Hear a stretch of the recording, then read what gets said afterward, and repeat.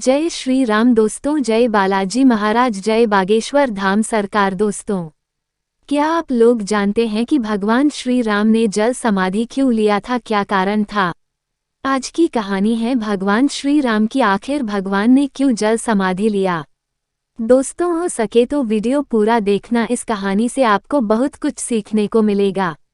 इसके पहले कि आप कहानी में खो जाएं, चैनल को सब्सक्राइब जरूर कर ले। दोस्तों, चलिए सुनते हैं भगवान की कहानी।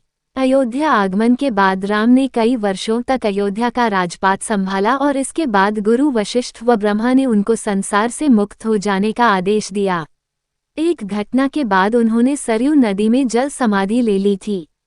अश्विन पूर्णिमा के दिन मर्यादा पुरुषोत्तम राम ने अयोध्या से सटे फैजाबाद शहर के सरयू किनारे जल समाधि लेकर महाप्रयाण किया।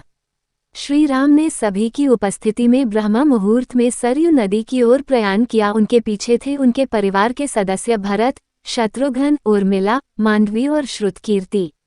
ओम का उच्चारण करते हुए वे सरयू के जल में एक एक पग आगे बढ़ते गए और जल उनके हृदय और अधरों को छूता हुआ सिर के ऊपर चढ़ गया।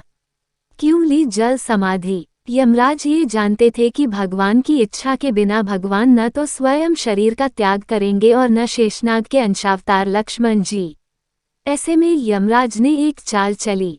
एक दिन यमराज किसी विषय पर बात करने भगवान राम के पास आ पहुँचे। भगवान राम ने जब यमराज से आने का कारण पूछा तो यमराज ने कहा कि आपसे कुछ जरूरी बातें करनी है।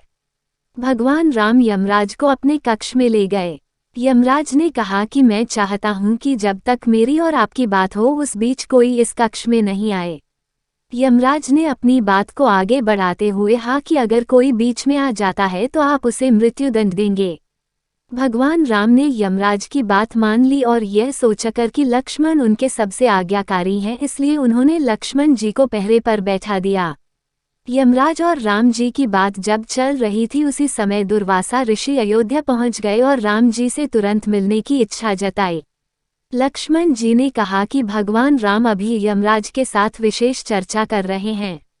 भगवान की आज्ञा है कि जब तक उनकी बात समाप्त नहीं हो जाए कोई उनके कक्ष में नहीं आए, इसलिए आपसे अनुरोध है कि आप कुछ समय प्रतीक्षा करें। ऋषि दुर्वासा लक्ष्मण जी की बातों से क्रोधित हो गए और कहा कि अभी जाकर राम से कहो कि मैं उनसे मिलना चाहता हूं, अन्यथा मैं पूरी अयोध्या को नष्ट होने का शाप दे दूंगा।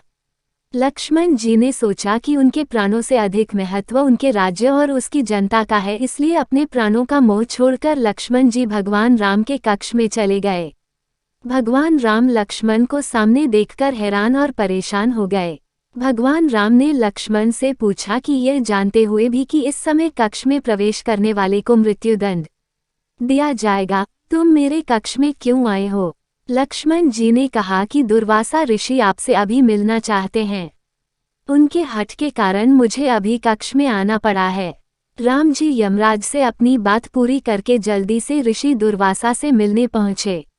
यमराज अपनी चाल में सफल हो चुके थे। राम जी से यमराज ने कहा कि आप अपने वचन के अनुसार लक्ष्मण को मृत्युदंड दीजिए। भगवान राम अपने वचन से विवश थे।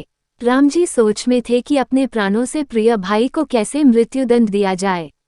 राम जी ने अपने गुरु व वशिष्ठ जी से इस विषय में बात की तो गुरु ने बताया कि अपनों का त्याग मृत्युदंड के समान ही होता है, इसलिए आप लक्ष्मण को अपने से दूर कर दीजिए, यह उनके लिए मृत्युदंड के बराबर ही सजा होगी।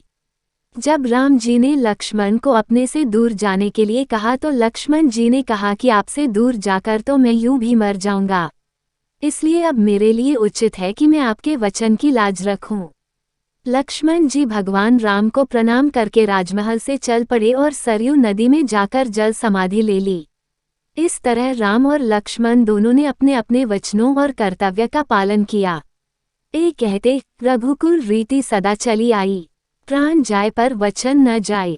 आज की हमारी कहानी कैसे लगी दोस्तों, कमेंट में जय श्री राम जरूर लिखना। दोस्तों, मिलते हैं अपनी नई कहानी में, तब तक के लिए जय श्री राम दोस्तों।